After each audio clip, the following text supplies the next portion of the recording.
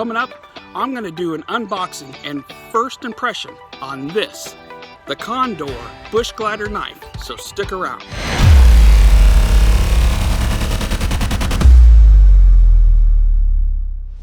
Hi, I'm the OCD Hunter, bringing you tips, tricks, DIY hacks, and other useful ways that my OCD can help make your life a little bit more simpler. So Condor released this knife at SHOT Show this year, a Joe Flowers design. It is the second one in the series that started last year with the Pterosaur, which was basically Condor's answer to competing directly with Moroccanese. It's made in El Salvador, and what I find funny is when I look at their website, all I can see is condor.com. Anyway, this is how you'll receive the knife. So let's open and see what's all in here. They packaged the knife and put it in on the top, but let's just put it aside for a second and see what else is in the box and come back to it. So here it looks like they have a small full color catalog of their products. You can see on the cover the hatchets have the same type of handle of this knife.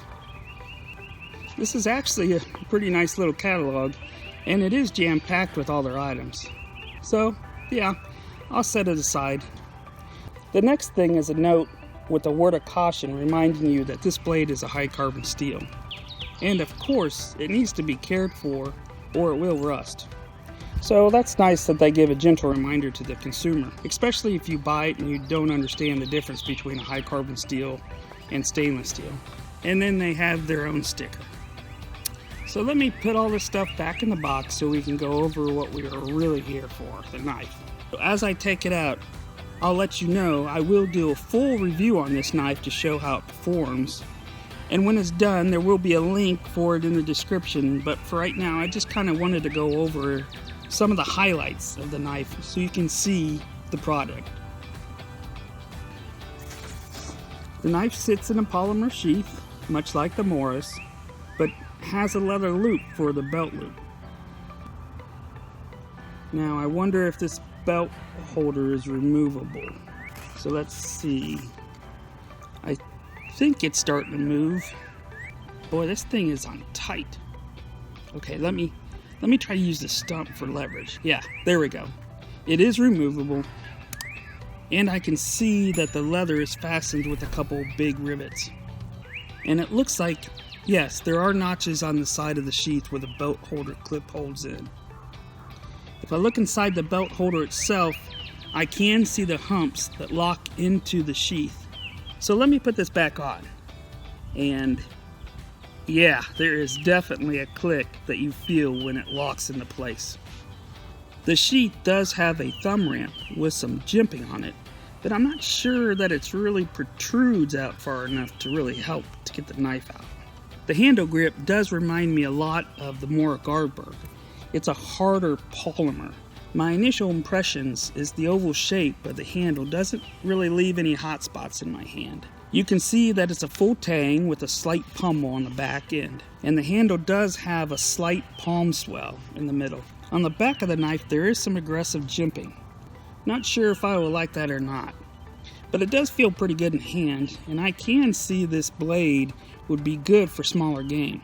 On the back end of the Bowie style drop clip there is a swedge. It almost looks like it's sharpened, but it's not. But it does feel like it has a 90-degree spine at the base, so it might be good for processing bark or use on a ferro rod. But it isn't sharp. I can press down on it without any discomfort. On one side it's labeled the bushglider and lists the type of steel, 1095. On the other side it says Condor and lists the origin of where it was made, El Salvador.